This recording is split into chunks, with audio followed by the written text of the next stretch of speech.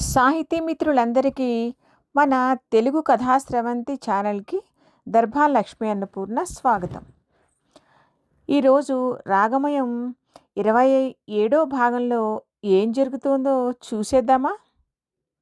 కథలోకి వెళ్ళిపోతున్నాను.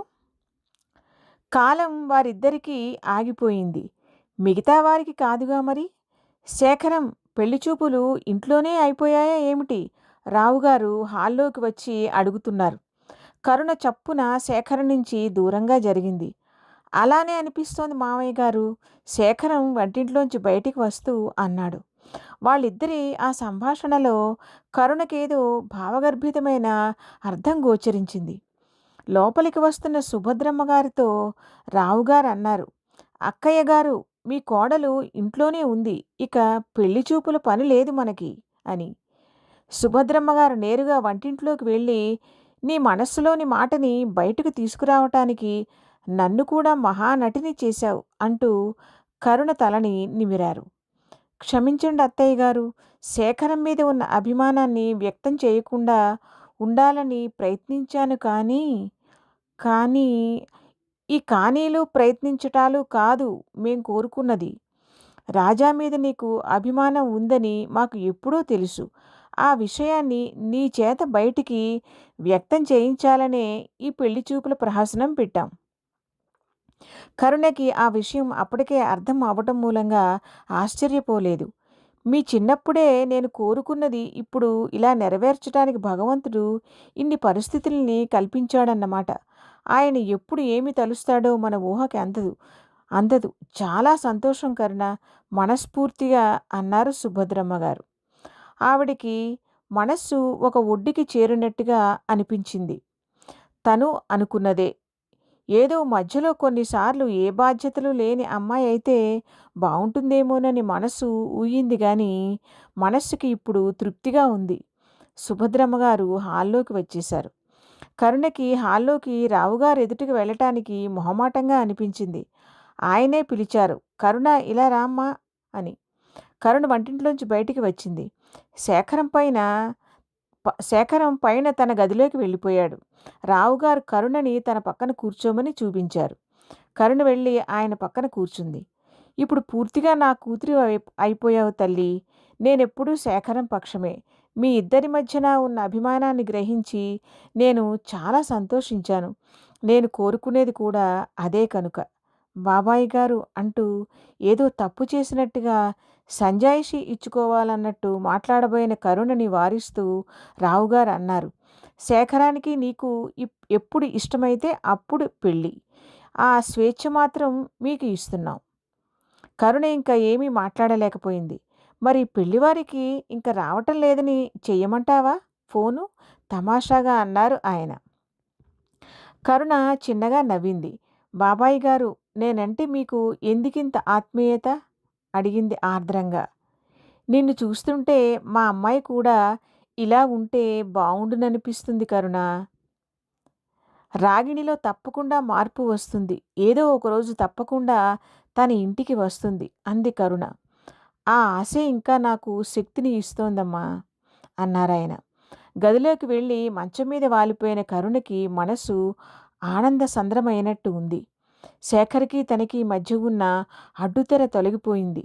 ఈ అడ్డుతెరని తనే ఇన్నాళ్ళు వేసి ఉంచింది. అతని మీద పొంగిపొరలిన అభిమాన ప్రవాహానికి అది కొట్టుకుపోయింది. శేఖరం తను ఇప్పుడు కలిసి ఈ జీవనయానం సాగిస్తారన్న సత్యం తన జీవితాన్ని ఎంతగా కాంతివంతం చేస్తోంది. నింగిలోని చందమామ తన చేతుల్లో చేరినట్టుగా ఉంది. నక్షత్రాలన్నీ మాలగా కూర్చుకొని మమ్మల్ని తీసుకువెళ్ళి నీ ప్రియతముడి కంఠంలో అలంకరించు మరి అని తొందర చేస్తున్నట్టుగా ఉన్నాయి. ఇక శేఖరం ఎప్పటికీ తన పక్కనే ఉంటాడు. ఇది ఈ ప్రకృతి సాక్షిగా మధురమైన నిజం. శేఖరం ఆమె హృదయం కలవరించింది. ఆ కలవరింత పైన గదిలో మంచం మీద తలగడలికి ఆనుకుని కూర్చుని ఉన్న శేఖరం హృదయానికి వినిపించినట్టు ఉంది. పెదవుల మీద చిరునవ్వు విరిసి ఆమె పిలుపుకి సమాధానం ఇచ్చింది.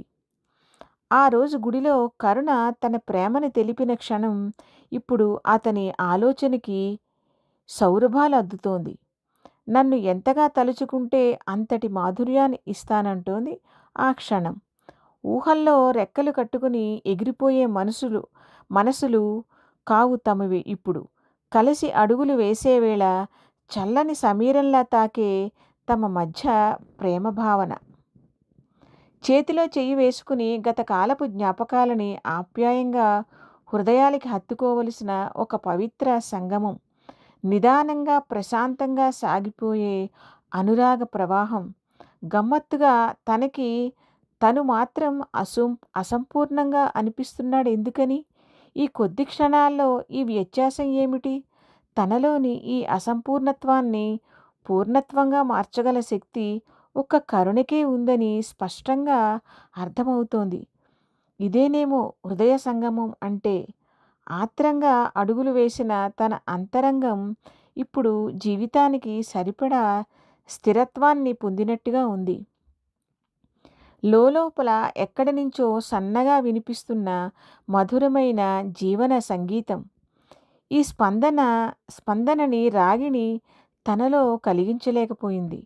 ఆ మర్నాడి ఉదయం మంచం మీద నుంచి లేచి కిటికీ దగ్గర నిలబడ్డ కరుణకి ఉదయించే సూర్యుడు, తోటలోని మొక్కలు ఒకటేమిటి, ఈ ప్రపంచమే కొత్త ఆత్మీయతని, అందాలని సంతరించుకున్నట్టు అనిపించింది. ఆ తోటలో తన పిల్లలు ఆనందంతో కేరింతలు కొడుతున్నట్టుగా అనిపించింది. ఎంత చిత్రం! మనస్సు ఆనందంగా ఉంటే ప్రపంచంలో ప్రతి వస్తువు అందంగానే కనిపిస్తుంది. అందుకేనేమో ఎదుటివారిని మార్చాలని ప్రయత్నించకు, నిన్ను నువ్వు మార్చుకో, అంతా సవ్యంగా ఉంటుందని చెబుతారు విజ్ఞులు. కిటికీ దగ్గర నుంచి వెనక్కి వచ్చి సుభద్రమ్మ గారి మంచం వైపు చూసింది. ఆవిడ ఇంకా నిద్ర లేవలేదు. తన పనులు ముగించుకుని కాఫీ డికాషన్ తీసి పాలు మరిగించేలోపు సుభద్రమ్మ గారు వచ్చారు. కాఫీ అయిందా అంటూ. వేడివేడిగా ఆవిడికి కాఫీ ఇచ్చి శేఖరం కోసం ఎదురు చూస్తూ నిలబడింది వంటింట్లో. రావుగారు కొద్దిగా ఆలస్యంగా లేస్తారు. 5 నిమిషాల్లో శేఖరం తల్లిని పలకరించటం వినిపించింది. ఆ వెంటనే రావుగారు మాటలు కూడా వినిపించాయి. ఆ ఇద్దరికీ కాఫీ చేసి తీసుకువచ్చి ఇచ్చింది. కరుణ, నువ్వు కూడా కాఫీ తెచ్చుకోమ్మా, ఒక ఇంపార్టెంట్ విషయం మాట్లాడాలి. కరుణ కూడా కాఫీ తెచ్చుకుంది. నీతోనే చెప్పాలి ఈ ఇంపార్టెంట్ విషయం. చెప్పేద్దామా అక్కయ్య గారు అంటూ ఆవిడ కేసి చూసి నవ్వారు. ఆవిడ గుంభనంగా నవ్వారు. కరుణకి రావుగారు చెప్పబోయేదేమిటో అర్థం కాక, అది తనకే చెప్పాలంటున్న విషయం అంటున్నారు ఏమిటా అన్న ప్రశ్నార్థకం ఆమె వదనంలో కనిపించింది. మన శేఖరానికి సంబంధం కుదిరిపోయిందిగా, ఇక మన పార్వతిని రప్పించేద్దామా అన్నారు రావుగారు. సుభద్రమ్మగారు నవ్వుతూ అలాగే అన్నారు. రాజశేఖరం ఈ సంభాషణతో తనకేమీ సంబంధం లేనట్టు, కాఫీ త్రాగటమే తన ప్రస్తుత కర్తవ్యం అన్నట్టుగా కాఫీ తాగుతున్నాడు. 2 నిమిషాలు అందరి మధ్య నిశ్శబ్దం. కరుణకి కొంచెం అర్థమైంది.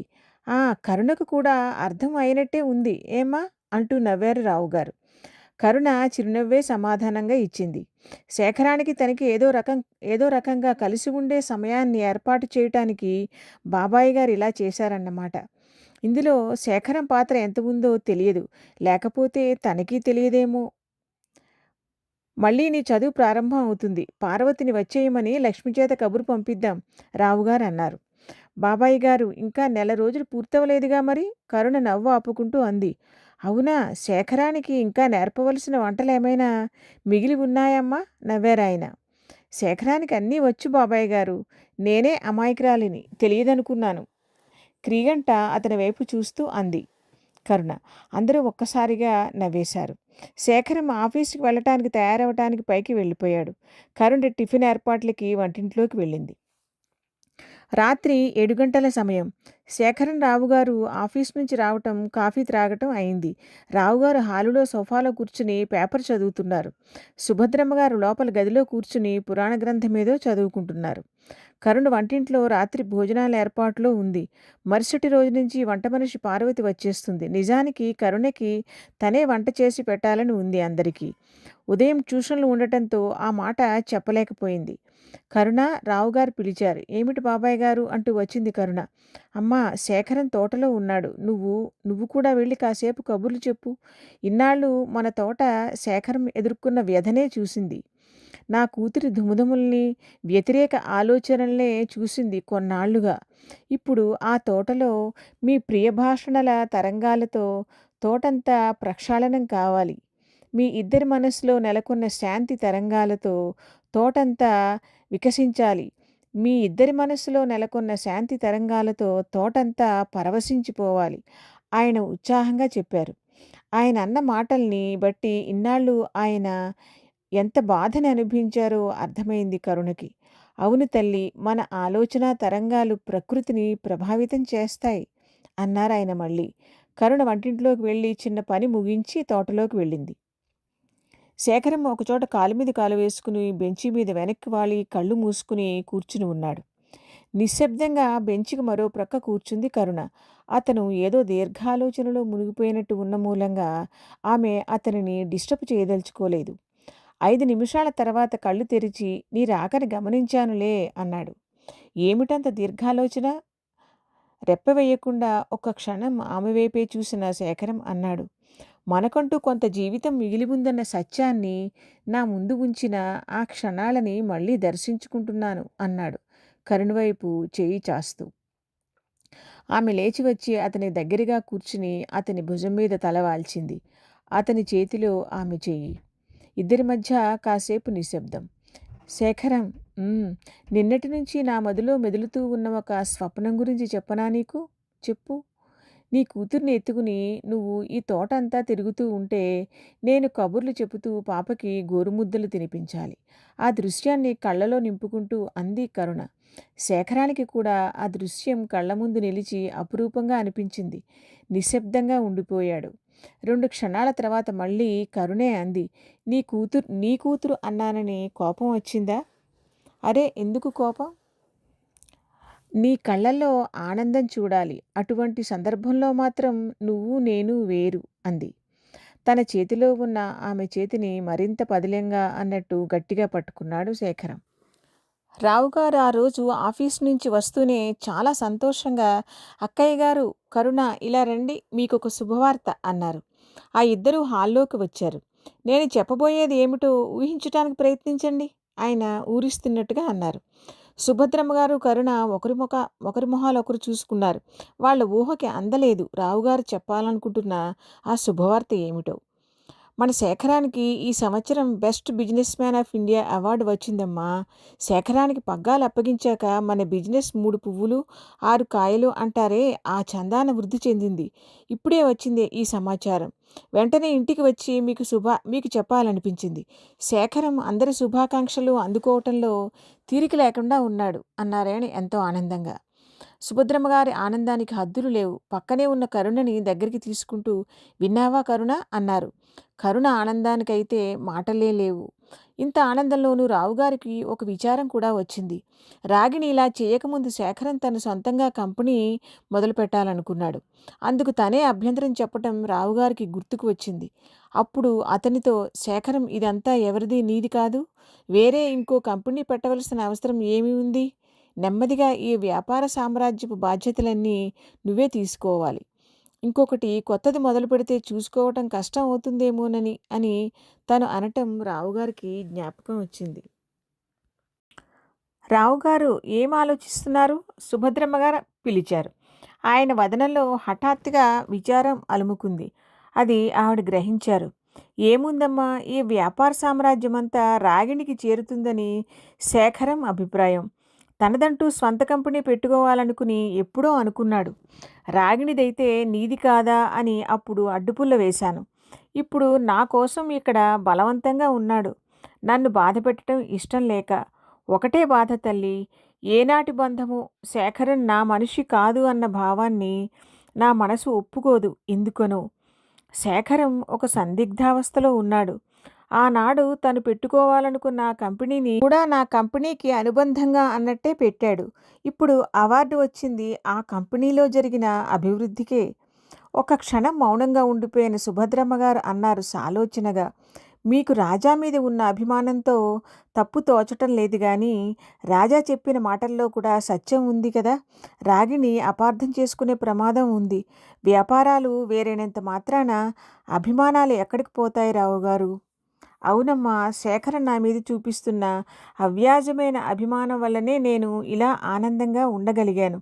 శేఖరన్ నాతో ఉండటం వల్ల నా కూతురు, మనవలు కూడా నాతోనే ఉన్నారన్న ఒక భ్రాంతి నన్ను కాపాడుతోంది అన్నారాయన. వీళ్ళిద్దరి మాటలు వినటం భావ్యం కాదన్నట్టు కరుణ తన గదిలోకి వెళ్ళిపోయింది ముందే. సుభద్రమ్మగారు కరుణని పిలిచి, ఏదైనా స్వీటు చేద్దామా కరుణ? ఉత్సాహంగా అన్నారు. శేఖరానికి ఇష్టమైన స్వీట్ చేయాలి. రావుగారు కూడా ఉత్సాహాన్ని తెచ్చుకుంటూ అన్నారు. రాజాకి ఇంట్లో చేసిన మైసూరుపాక్ అంటే చాలా ఇష్టం చిన్నప్పటి నుంచి. స్వచ్ఛమైన నెయ్యితో చేస్తాం కదా అన్నారు సుభద్రమ్మగారు. అయితే అదే చేసేయి తల్లి అన్నారు రావుగారు. కరుణ ఆ పని చూడటానికి వంటింట్లోకి వెళ్ళింది. ఆమెకి విజేతగా నిలిచిన శేఖరం వదనం కళ్ళల్లో మెదులుతోంది. దానితో పాటు చిన్నప్పుడు క్లాస్ ఫస్ట్ కోసం తామిద్దరూ పోటీ పడటం, శేఖరానికే వస్తే చూసావా అన్నట్టు తన వైపు గర్వంగా చూడటం కూడా గుర్తుకు వచ్చి తమాషాగా అనిపించింది కరుణకి. ఆమె పెదవులపై చిరునవ్వు మెదిలింది. ఇప్పుడు శేఖరం స్వభావమే వేరు. ఆ ఆవేశం ఇప్పుడు లేదు. అత్తయ్యగారు చెప్పినట్టు శేఖరానికి మైసూరుపాక్ అంటే ఇష్టం. ఒకసారి అమ్మ చేసినప్పుడు స్కూలుకి తెచ్చుకుంది తను. శేఖరానికి కూడా ఇద్దామని 2 ముక్కలు చేస్తే ఒక ముక్క పెద్దది, ఒక ముక్క చిన్నది వచ్చింది. రెండూ అరచేతిలో పెట్టుకుని ఒకటి తీసుకో అంటే పెద్ద ముక్క తీసుకుంటూ గమ్మత్తుగా నవ్వాడు. ఎందుకో ఆ నవ్వు ఇప్పటికీ జ్ఞాపకం ఉండిపోయింది గమ్మత్తుగా. ఇప్పుడు దేశంలోనే గొప్ప వ్యాపారవేత్త అయ్యాడు. ఈ ఇంట్లో ఇలా అతనికి ఇష్టమైన స్వీటు చేస్తూ, ఇది కళా నిజమా? తన రాజశేఖరుడు తన పక్కన తనకి చేయందిస్తూ, ఇవాళ శేఖరం కళ్ళల్లో ఆనంద దీపాలు వెలుగుతూ ఉంటాయి. ఆ వెలుగులు తను తన్మయంగా చూడాలి. సుభద్రమ్మగారు లోపలికి వచ్చి కరుణ చేతిలోంచి గరిటె తీసుకుని మరి కాస్త నెయ్యి పోస్తూ తిప్పారు 5 నిమిషాల పాటు. స్వీటు చేయటం పూర్తవగానే కరుణ గబగబా తోటలోకి వెళ్ళి పూలగుచ్చాలను కోసుకువచ్చి వాటికి గట్టిగా దారం బిగించింది. సుభద్రమ్మగారు, కరుణ కూడా ఆత్రంగా శేఖరం రాక కోసం ఎదురు చూస్తున్నారు. ఒక్క క్షణం పాటు ఎంతటి అదృష్టాన్ని తన కూతురు కోల్పోయింది అన్న భావం హృదయంలో చురుక్కుమన్న దానిని వెంటనే బయటికి నెట్టేశారు రావుగారు. అది ఇక ముగిసిపోయిన కథ. దాని గుర్తులు ఇక మనసులో ఉండటానికి వీలు లేదు. ఆ గుర్తులు ఏమాత్రం శేఖరం పసిగట్టినా అతని మనస్సు చిన్నబోతుంది. ఇక పైన తనకి 2 కూతుళ్ళు, రాగిణి, కరుణ. ఇద్దరూ సంతోషంగా ఉండాలి. శేఖరం కారు అలికిడి అవగానే సుభద్రమ్మగారు గుమ్మం దగ్గరికి వెళ్ళి నిలబడ్డారు. శేఖరం దగ్గరికి రాగానే ఆవిడ లోపలికి వస్తూ, రాజా, మావయ్య గారు నువ్వేదో బహుమతి గెలుచుకున్నావని చెబుతున్నారు. తల్లి అడిగిన తీరికి శేఖరం ఆప్యాయంగా నవ్వేస్తూ ఆవిడ భుజాల చుట్టూ చేతులు వేస్తూ, అవునమ్మా అన్నాడు. మన దేశంలోనే ఉత్తమ వ్యాపారవేత్తగా వచ్చావుట. నాకు చాలా ఆనందంగా ఉంది రాజా, అతని తల మీద ఆప్యాయంగా నిమురుతూ అన్నారు. తల్లిని దగ్గరికి తీసుకుంటూ తన ఆనందాన్ని వ్యక్తం చేశాడు అతను. 2 క్షణాల తర్వాత ఆవిడ కరుణ అంటూ పిలిచారు.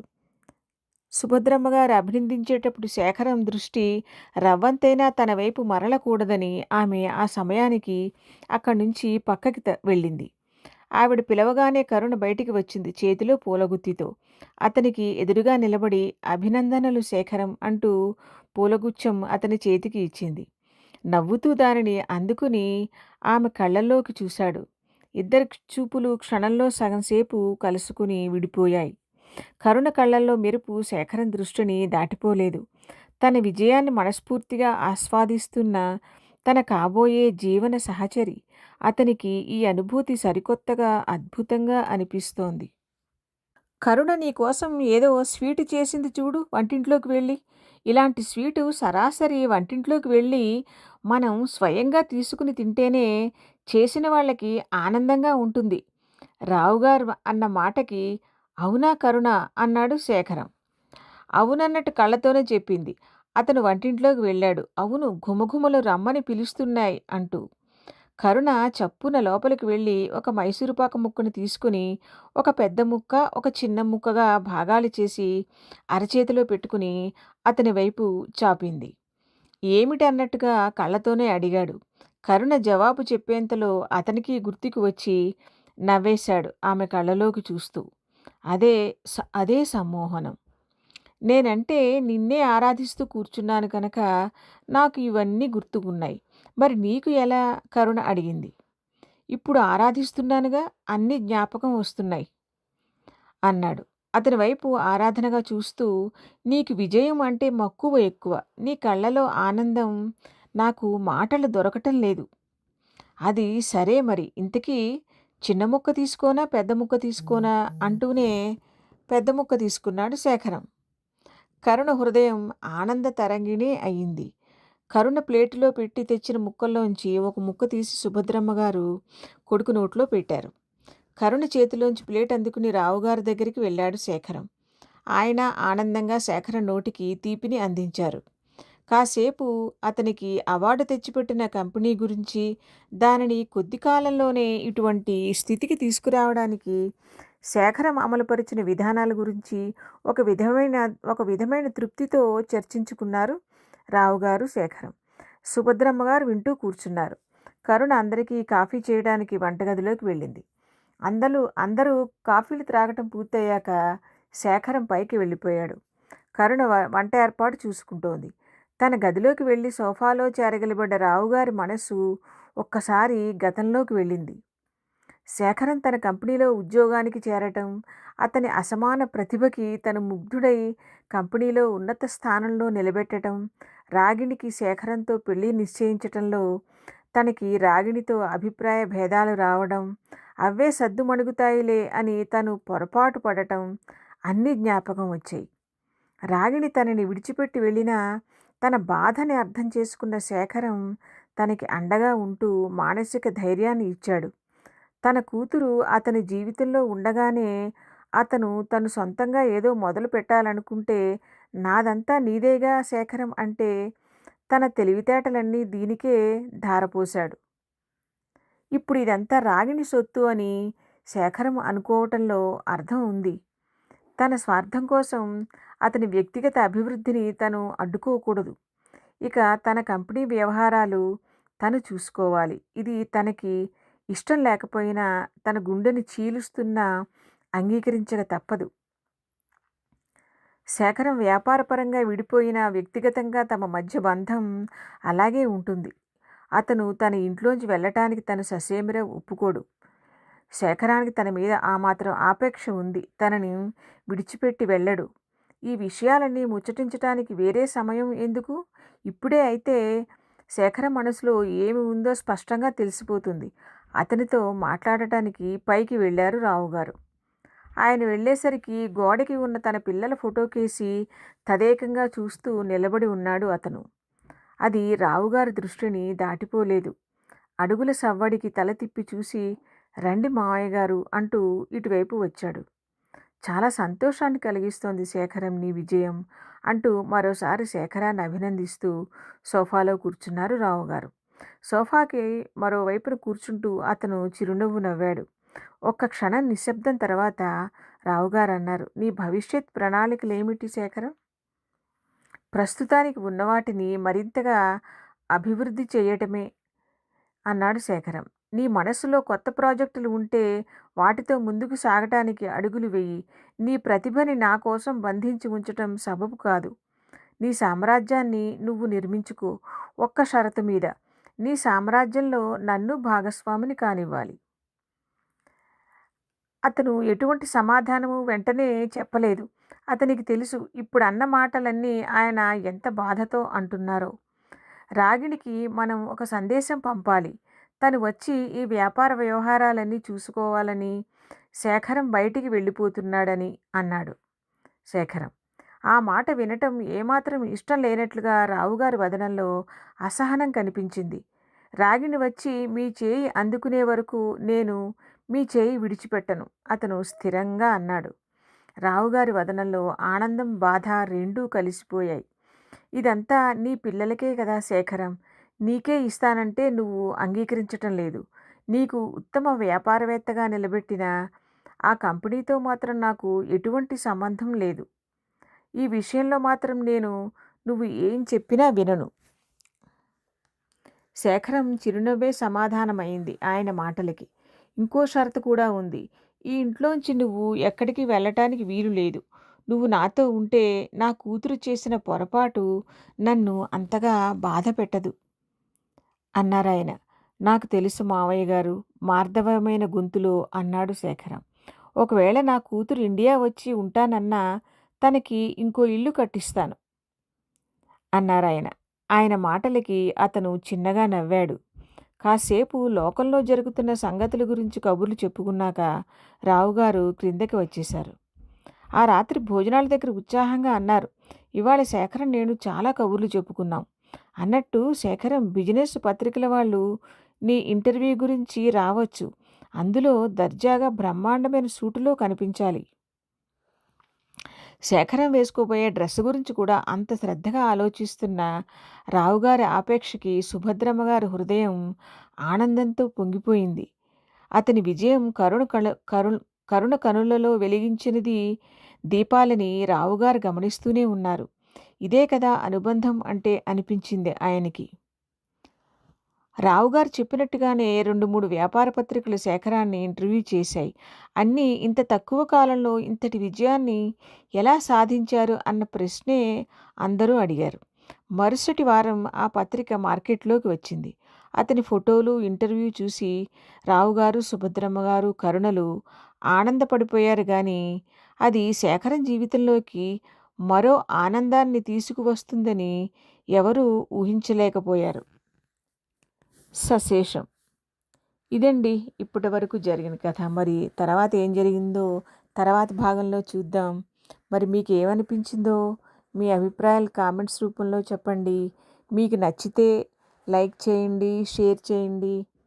మరి ధన్యవాదాలతో దర్భాలక్ష్మి అన్నపూర్ణ.